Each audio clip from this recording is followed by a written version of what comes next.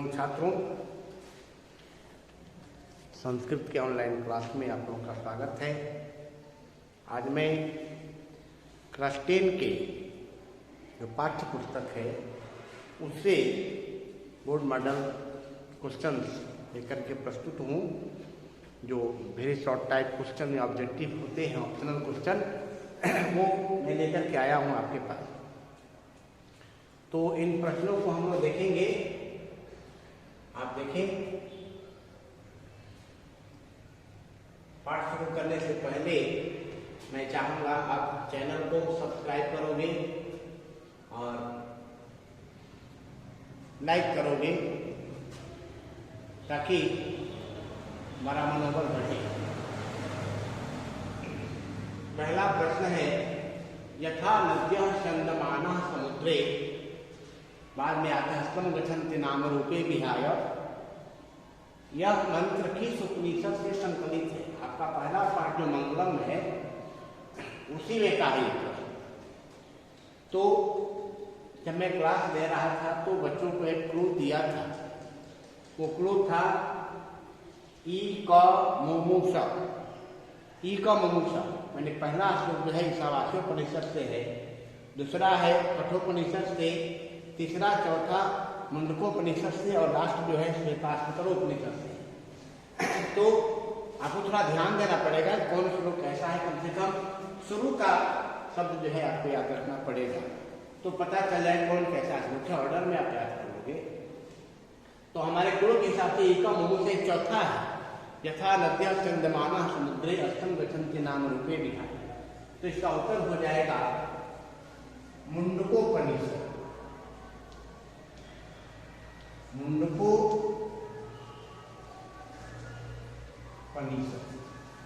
मुंडकोपनिषद से दिया गया है। आपको पहला प्रश्न का उत्तर हुआ।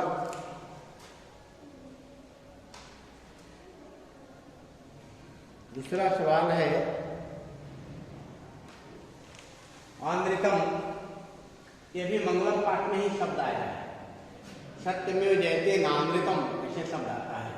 अनृतम, इस पद का पर्याय क्या है, यानी इसका शब्दार्थ पूछ रहा है, इसका मतलब क्या है। तो इसका मतलब हम लिखेंगे असत्य। इसका मतलब होता है असत्य। असत्य। वेदाहमेतम, इलाज पदा श्लोक है मंगलम पाठ का।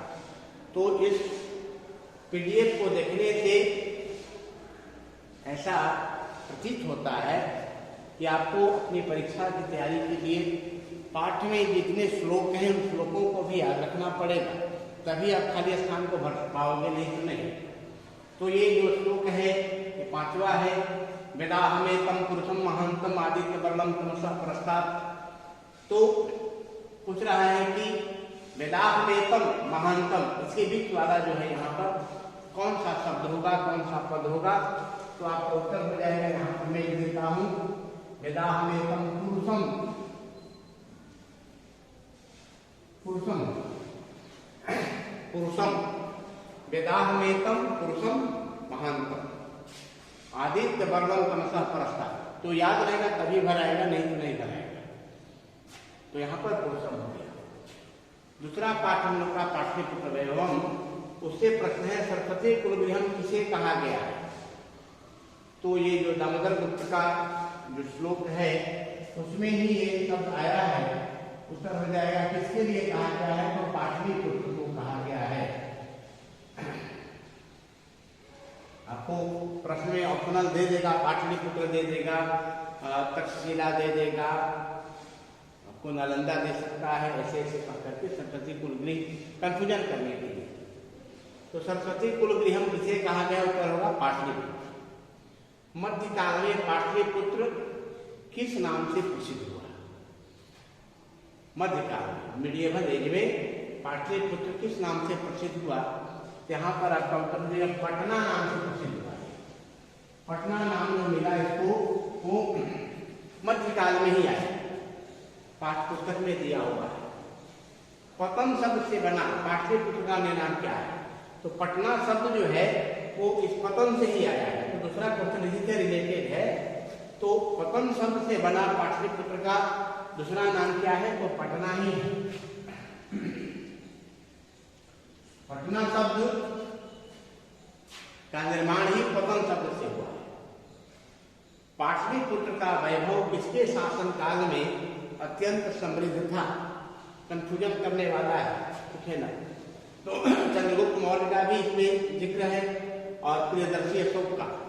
तो समृद्धि की बात जब आएगी, एक रक्षा व्यवस्था है, तो वहां पर चंद्रगुप्त मौर्य को लिखेंगे।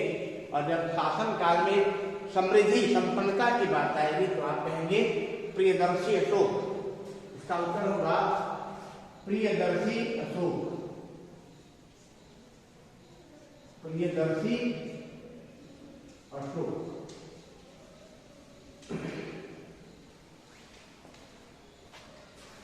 फिर है विद्यापति का पाठ कलश कथा। कलश कथा में किस दोष का निरूपण किया गया है? ये प्रश्न है। मैंने किस दोष को बताया, किस दोष का निरूपण किया गया है? तो पाठ से ही मालूम है, तो वो अवश्य हो जाएगा इसका उत्तर। आलस्य, आलस्य। फिर इसी पाठ का श्लोक है, मैं बोल चुका कि आपको श्लोक भी याद करने पड़ेंगे। इस पैटर्न से ऐसा आभास होता है। सजातिनाम खाली स्थान है, दृष्टवा किन धावन्ति जन्तवः, रिक्त स्थान में क्या होगा? तो यहाँ पर हो जाएगा सुखम। सजातिनाम सुखम दृष्टवा किन धावन्ति जन्तवः, यहाँ पर हो गया आपको सुखम। सजातिनाम सुखम दृष्टवा किन धावन्ति जन्तवः। इस तरह से आपका 9 प्रश्न हुआ और आगे वाले प्रश्न को हम लोग फिर आगे देखते हैं। अगला प्रश्न है, जलती हुई अलसशाला में चारों आलसी क्या कर रहे थे? ये प्रश्न है, आपको बताना हम क्या कर रहे थे। एक शब्द में उत्तर देना है। तो ऑप्शंस तो मैं नहीं दे रहा हूं, लेकिन आपको मालूम है आ जाएगा। सो रहे थे, खा रहे थे, आराम कर रहे थे, परस्पर आलाप कर रहे थे। तो यहां उत्तर होगा इसका परस्पर आलाप। आलाप मैंने बात कर रहे थे। परस्पर आलाप माने परस्पर बात कर रहे थे एक दूसरे से। तूष्णीम कथम न तिष्ठत्, ये पाठ का ही वाक्य है, अलसशाला पाठ का ही वाक्य है। तो आपस में जब आलसी बात कर रहे हैं तो उसमें आ रहा है कि तूष्णीम कथम तिष्ठत्, ये किसका कथन है? मैंने किस आलसी का कथन है? चुप क्यों नहीं रहते? तो ये आपको यह है चौथा आलसी। आपको याद होगा पाठ जब हम पढ़ाए थे तो उसमें आया था कि पहला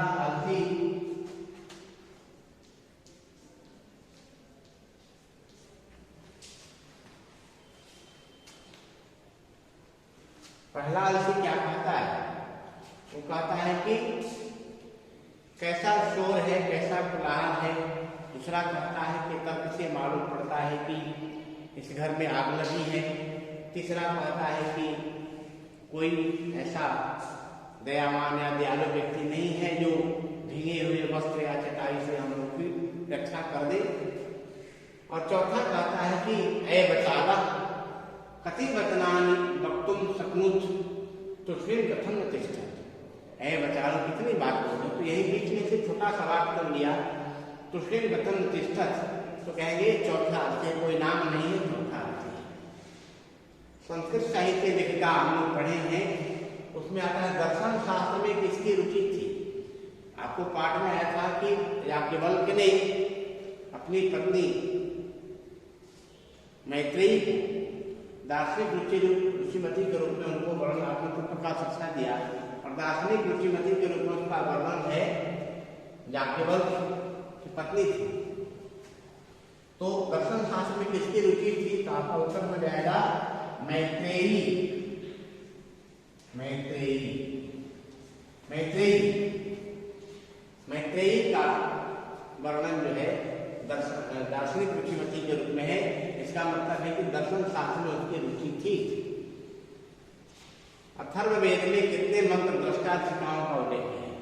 दो वेदों की चर्चा है, ऋग्वेद और अथर्ववेद। तो ऋग्वेद में 24 ऋषिकाओं का उल्लेख है और अथर्ववेद में कितनी है? तो 5। पांचों का नाम दिया है, आप याद रखेंगे। इसका उत्तर होगा 5। कितनी ऋषिकाओं? 5 ऋषिकाओं का उल्लेख है। अथर्ववेद में कितने मंत्र दृष्टा ऋषिकाओं का उल्लेख है? उत्तर होगा 5। मधुरा विनयम किसकी रचना है? ये उसी पाठ में का संस्कृत शास्त्र ने लिखा था। तो ये जो है विजयनगर राज्य के बारे में हम पढ़े थे। मधुरा विनयम जो है गंगा देवी, ये गंगा देवी की रचना है, जो अपने पति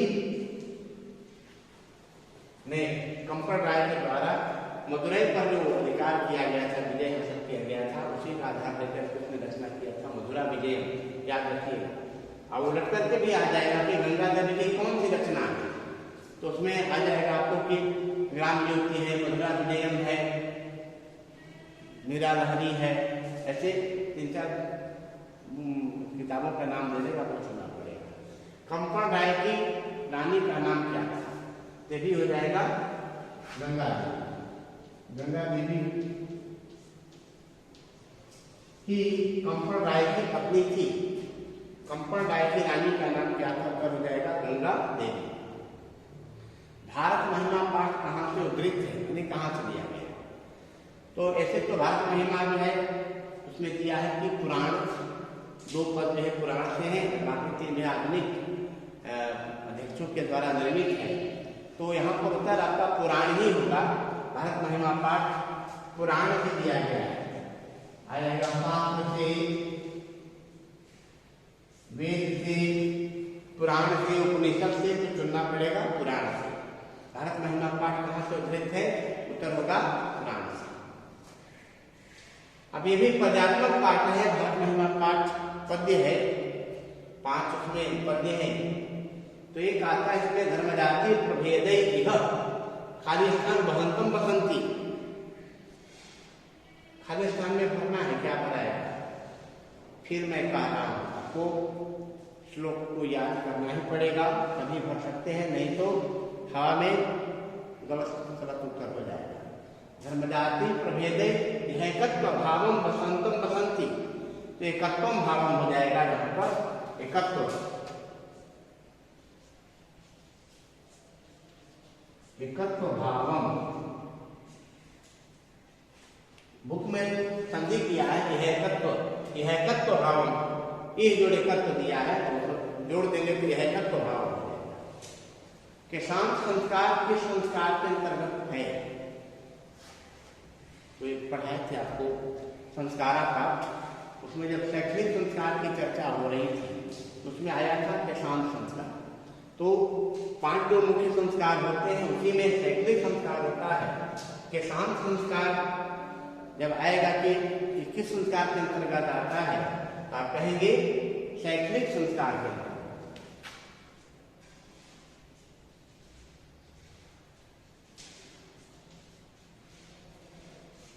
शैक्षणिक संस्कार, शैक्षणिक संस्कार में आपको है अक्षरारंभ है, वेदारंभ है, शांत है, जब चल मुंडन होता है, किसी को गोदान भी बोलते हैं, है ना। इसके बाद समावर्तन है, बच्चा अपने घर में आता है।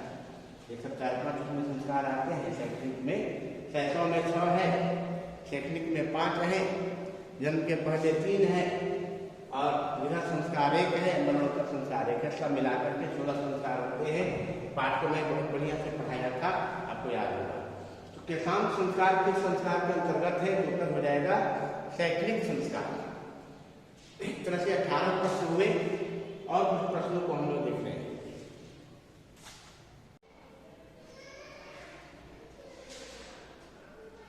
अगला क्वेश्चन हमारा है, शिष्य वेदारंभ कहाँ करते थे? ये भी आपको संस्कारा पाठ में का ही है, को बढ़िया से याद होगा क्योंकि मैं बहुत धीरे से पढ़ाया था। शिष्य वेदारंभ कहाँ करते थे? तो कहाँ करते थे आपको भी मालूम होगा, गेस करिएगा। ऐसे उत्तर होगा इसका गुरुगृह में। गुरुगृह में, अपने गुरु के घर में ही शिष्य वेदारंभ करते थे, वेद पढ़ना शुरू कर दिए। किस संस्कार का मुख्य कर्म गोदान? अभी तुरंत में बोला था कि शाम संस्कार का मुख्य कर्म गोदान भी होता है, इसलिए इसका गोदान नाम भी है। प्रश्न ऐसे भी आ सकता है कि किसान संस्कार का परिवर्तित नाम क्या है? तो कहते हैं गोदान संस्कार। और किस संस्कार का मुख्य कर्म गोदान है, मैंने गाय दान जरूरी करना है, तो ये हो जाएगा आपको किसान संस्कार। किसान संस्कार, किसान संस्कार, इसमें गोदान मुख्य कर्म होता है। किस संस्कार के अंतर्गत जात कर्म संस्कार होता है? ये तो शुरू का है, मैंने जन्म के पहले के बाद जो होता है शैशव संस्कार, उसमें जात कर्म होता है। जात कर्म मैंने जन्म लेने के साथ ही जो कुछ संस्कार होते हैं उसको किया जाता है। तो ये आपको उत्तर होगा इसका शैशव संस्कार, बच्चा जन्म लेता है उसके साथ ही शैशव, शिशु में अंत प्रत्यय जोड़ते हैं तो शैशव हो जाता है। शैशव संस्कार के अंतर्गत आपको जात कर्म संस्कार होता है। नीति श्लोका पाठ में हम लोग का पढ़ाई भी है। कौन अविश्वासी पर विश्वास करता है? आसान भी है। कौन अविश्वासी पर विश्वास करता है? आपको श्लोक में दिया है अविश्वस्ते विश्वचेती मूढ़ चेता नराधमः, तो उत्तर होगा मूर्ख।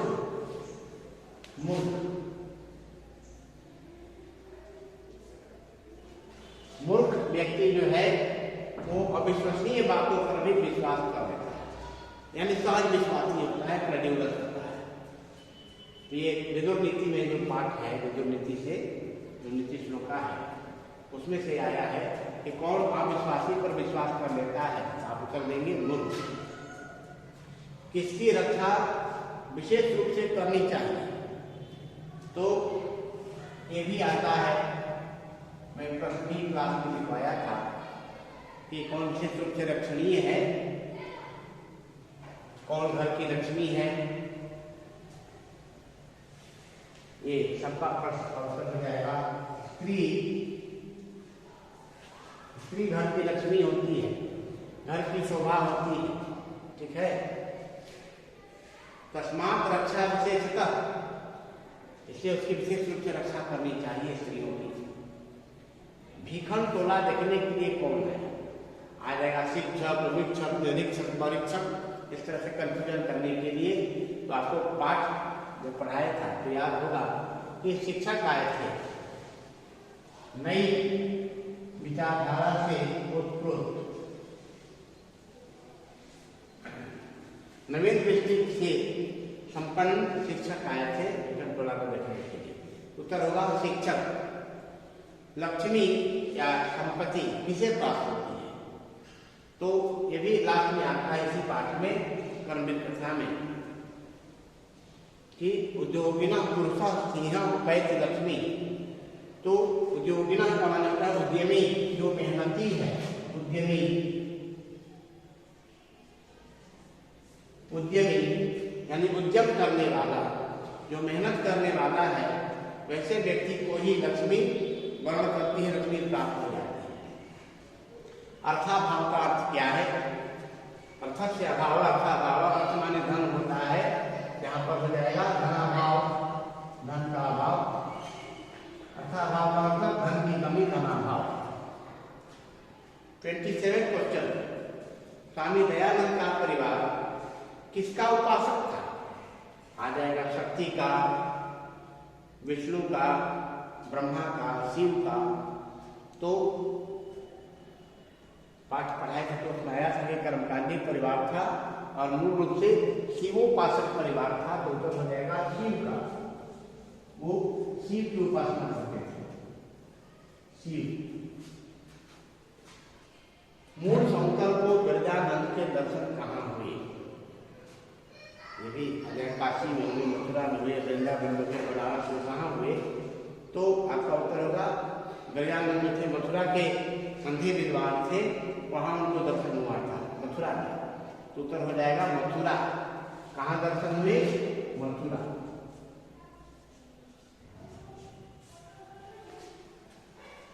तो 28 क्वेश्चन हमारा हुआ। और कुछ प्रश्नों को कोशिश करते हैं 30 to 35 क्वेश्चन देखने के लिए। सारे पाठों को टच करने का प्रयास नहीं कर रहा हूँ।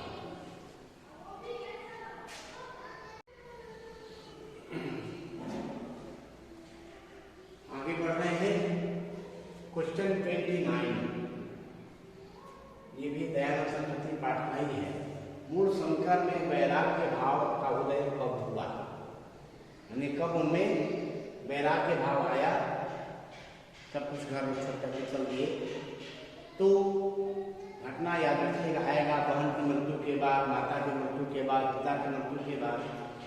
तो पाठ में आया कि उनकी बहन अत्यंत प्रिय थी, छोटी बहन, उसकी मृत्यु हो जाती है, तब उनमें वैराग्य हुआ। तो उत्तर होगा छोटी बहन की मृत्यु के बाद। छोटी बहन की मृत्यु के बाद, ये होगा उत्तर बाद।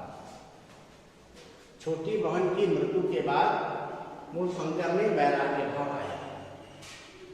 रामायण के अयोध्या कांड से संकलित पाठ कौन है, ये पाठ का नाम लिखना है। मैंने कौन सा पाठ है आपके पाठ्य पुस्तक में जो रामायण के अयोध्या कांड से लिया गया है।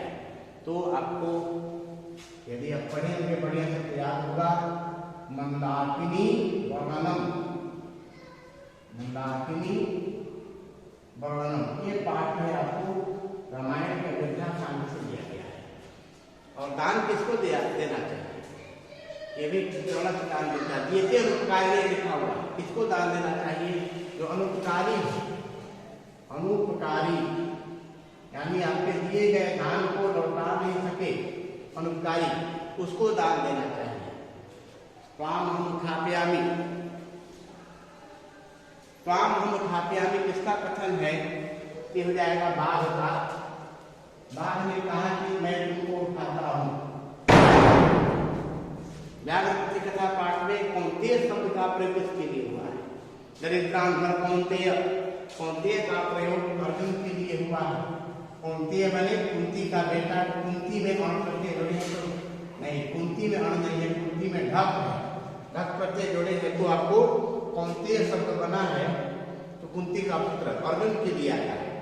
मातराम भिक्षाम याचे किसका कथन है, मैं बड़ी भिक्षा की याचना करता हूँ, ये किसका कथन है। पाठ पढ़े होंगे तो याद होगा, ये सत्य का कथन है। सत्य, सर्प की जिह्वा के समान चंचल क्या है, भुजंग जिह्वा चपला नृपश्रिय लिखा हुआ है। नृपश्रिय का माने होता है राजलक्ष्मी, यानी राजलक्ष्मी जो है वो सांप के जीभ के समान चंचल होती है, एक जगह नहीं रहती है। इस तरह से 35 प्रश्न हो गए बच्चों। मैं उम्मीद करता हूँ आपको जरूर लाभ होगा। इन प्रश्नों को बार बार आप अभ्यास करेंगे, याद करेंगे और आने वाली परीक्षा के लिए सबको best of luck. Thank you.